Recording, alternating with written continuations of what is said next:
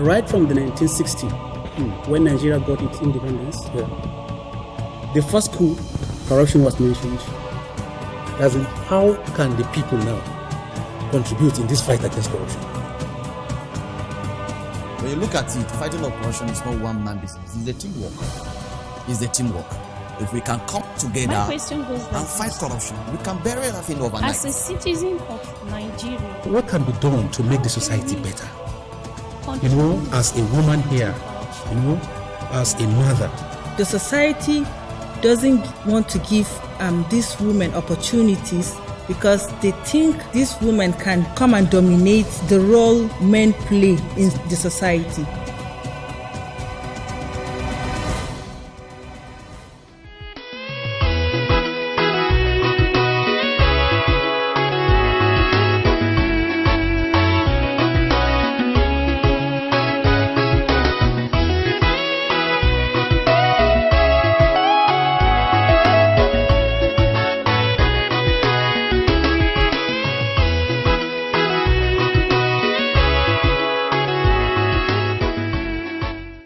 Hello and welcome to this week's episode of the program, The Advocate. My name is Jack Vincent Fidelis and I'm your host. On the program today, I have as guests Dr. Bukar Gaji, who is a senior lecturer with the Department of History, University of Maiduguri. Sir, you are welcome. How are you? Welcome. Fine, thank you. Very much appreciate you. Corruption has taken over the fabric of the nation. Corruption is the reason Nigeria is termed backward. And the need to fight this is rife. It's on this note that I want Dr.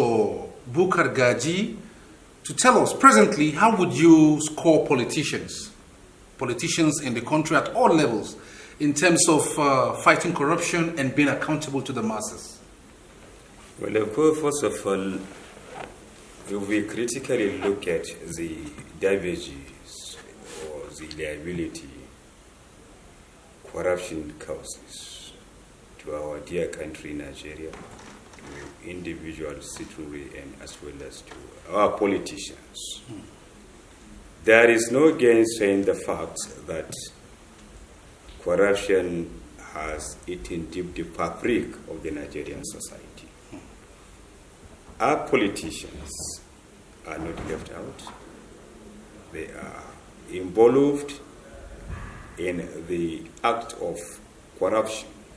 And before I fire myself, it will not be out of place, or rather, I will say it is pertinent to note with grave concern the way and manner our present-day politicians gave their hand or soak their hand in corrupt practices. Our politicians of yesterday, with particular reference to the First Republic politicians, people like Alhaji Tafawa Balewa, the first and the only Prime Minister of the Federal Republic of Nigeria, and other premiers of Northern region, Western region, and of course, Southern region, a few exception to this Kalkawom, which is corruption. Corruption has really caused a lot of havoc to our nation. It is indeed the bane of the nation, where accountability, transparency, due process, and rule of law is thrown to the dustbin. And that is why our country, Nigeria, is lagging behind, and her name is blacklisted in the Committee of Nations. Where you have pervasive corruption in the land, so many things will definitely happen. That is why you have record cases of insecurity. All right. This issue of insecurity, I understand, is a result of corruption in the system. A result of corruption in the system. Good. No doubt about that. And now, from everything you are saying, you don't seem to have scored the politicians high in terms of fighting corruption and being accountable to the masses. Yes, of course. There is reason, or rather there is a strong basis for not giving them a strong and a pass mark. As regards their attitude or their general behavior towards fighting corruption, it is very unfortunate. This story is very sad. Because our politicians, especially those that we elected to power, instead for them to fight corruption headlong, they are not doing anything better than what they are supposed to do. Because in terms of fighting corruption, they are the one that promote the culture of corruption. Significantly, if you measure in the scale of balance or the scale of reference, you will discover that our politicians are worst promoters of corruption. Because in the first 19 years or thereabout of the appearance of party politics and democratic governance within the context of Nigeria, you can see that Nigeria's position in the fight against corruption has risen, and corrupt practices is moving by leaps. All right. Since the older generations did very well in your estimation, and the current crop of political leaders we have are not doing that well, how do you think this can be corrected? What can be done to change this for the better? Well, of course, government come, government go. That tangentially explain the fact that leadership change as government move on and the transition would be placed. As far as Nigerian history is concerned, corruption has remained a cancer or a monster. And that our politician really has assisted towards that wise. If you carefully look at the index in terms of transparency and accountability internationally, Nigeria is rated at 140 something position. And that's not good at all. It's not very good, and it really tarnished the image of the country. And in fact, and that is why developmentally and otherwise we are retrogressing. And that, in spite of hue and cry, in spite of the need to inject some semblance of sanity, it defied all solutions. You can see EFCC, ICPC, Code of Conduct Bureau, as well as Code of Conduct Tribunal. Agencies or institutions of government that are out to superintend and that are out to checkmate corrupt practices are not doing their best. And up to this point in time, since the inception of a democratically elected government, either the PDP or the FEC, a serious fight against this crime has not been fought. Thank you very much. Yeah. I must appreciate and thank you very much for that. You see, I understand that you are a comrade yourself. Yes. Good. And now, as a comrade, are pressure groups and civil society organizations making any meaningful contribution in the fight against corruption?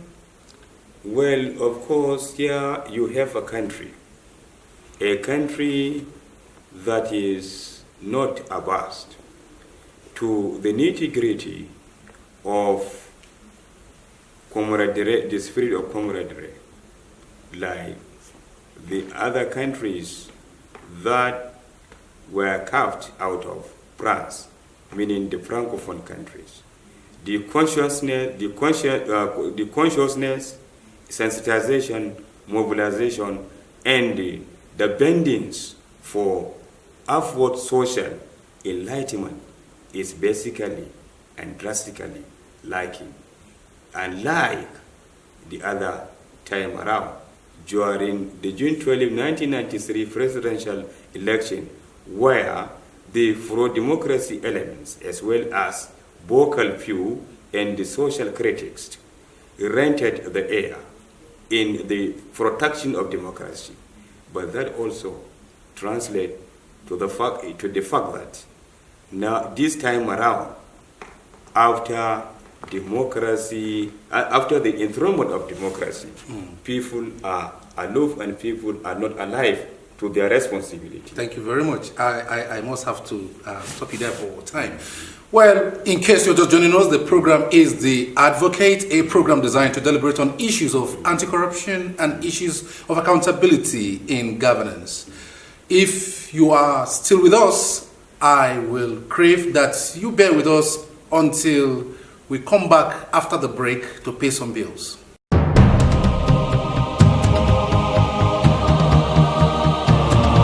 Right from the 1960s, when Nigeria got its independence, the first coup, corruption was mentioned.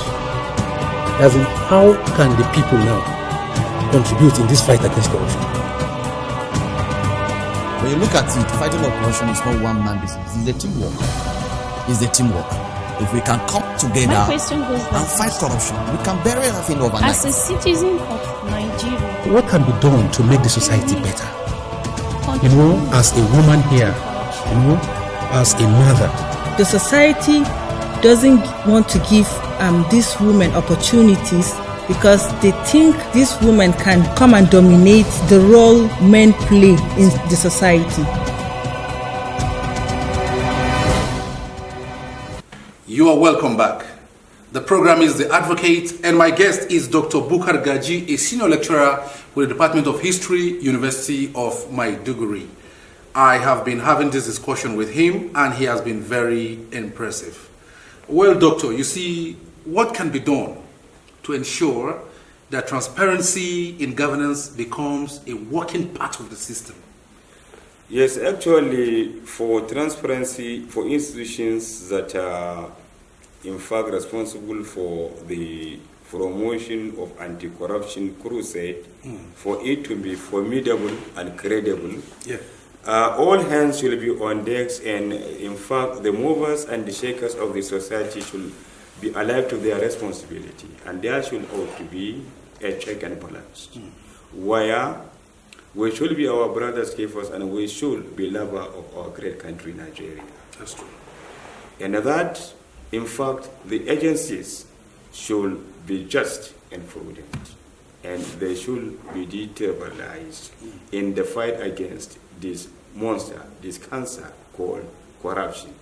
And in fact, corruption itself is as old as history.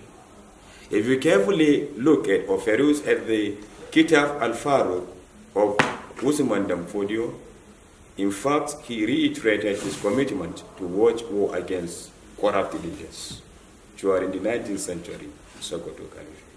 And of course,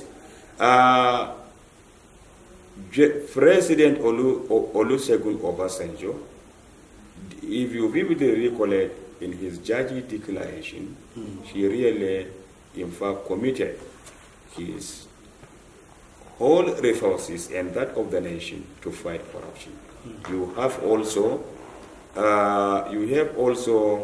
the war against indiscipline, watched by President Buhari, and also you have ethical revolution, that was launched by Alhaji Shehu Shagari, and you have also mass mobilization on social justice and economic recovery, launched by General Ibrahim Badamasi Babangida. All were intended to, in fact, bring about a better and just society, a society where each and every one of us should have a sense of belonging, because corruption has really scattered the fabric of the nation. And I'm really very happy that you went down memory lane to recall some of the policies that were put in place to ensure we fight corruption to the knees. Now, all these things have been done over the years, yet corruption keeps rearing its ugly head in the system. Nigeria is still bedeviled by it. Is there a possibility that we can put an end to corruption in this country?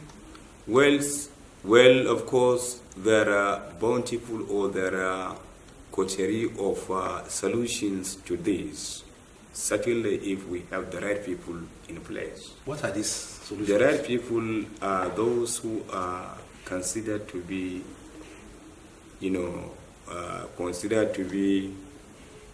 undisputably truthworthy. The society knows them, the community knows them, I and you know them, but actually they are not being given the leverage or the freedom or the opportunity to occupy the political space as a result of a lot of factors, which includes one of which fundamentally includes godfatherism, tribalism.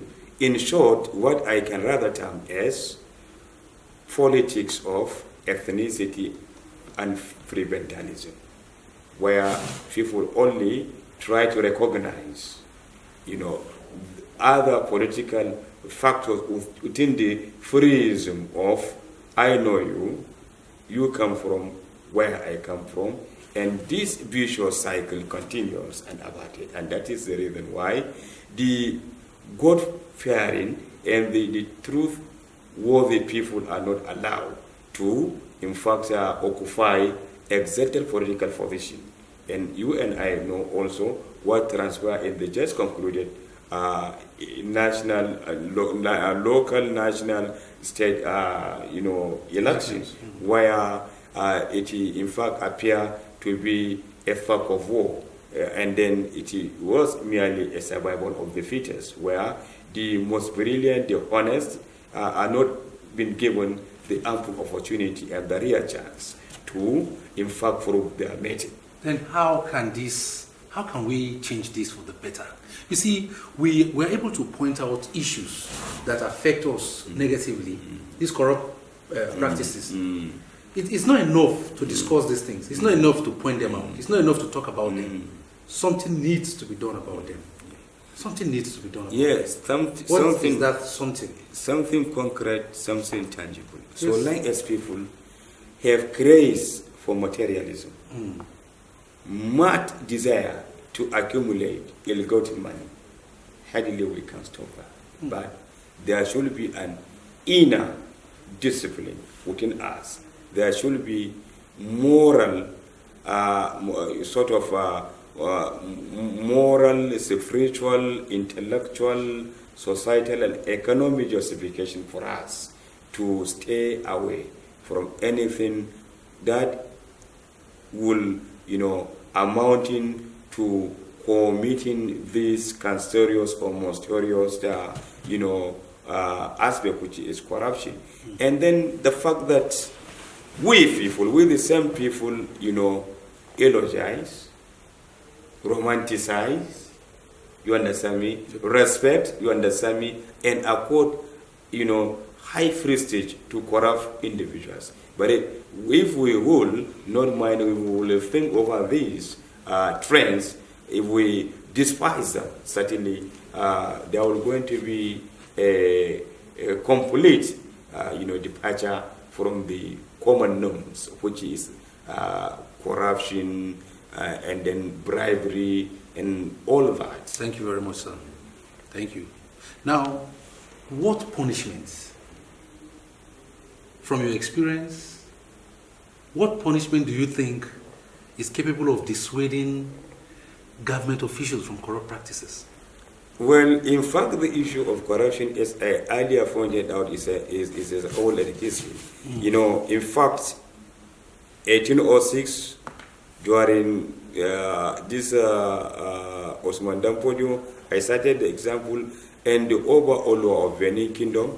In fact, he engaged in kind of a privilegacy, where he even went ahead to settle other people's death using the instrumentality of state treasury. And then, in fact, he committed himself to settle all debts, and this, in fact, is an unwarranted tendency. And this also really will lead us to the fact that the issue of corruption come to the front burner during the 70s, when, in fact, Yakubu Gawan, who came to governance on the 1st August 1965, and then the government was terminated as a result of coup d'etat on the July 29, 1975. Really, in fact, that really has created a lot of vista for others to, to swim in the ocean of corrupt practices. And mind you, under head of state, under